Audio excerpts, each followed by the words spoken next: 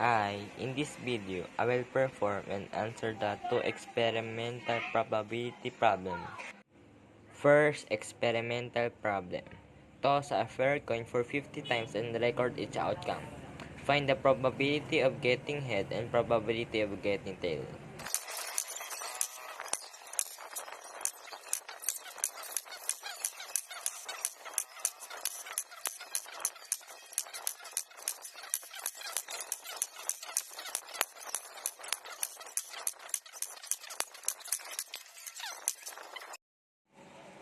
Sa pagbato ko ng piso for 50 times, ang nakuha kong probability of getting head ay 22 at ang nakuha kong probability of getting tails is 23.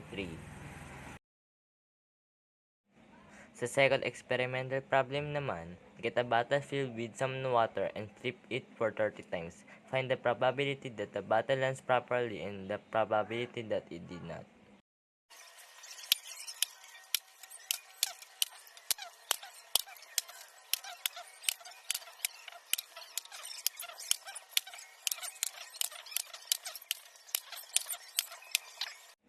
Sa pagbaliktad ko ng bote for 30 times, ang nakuha kong probability that the bottle lands properly is 5 times and the probability that it did not is 25 times. Maraming salamat sa panonood.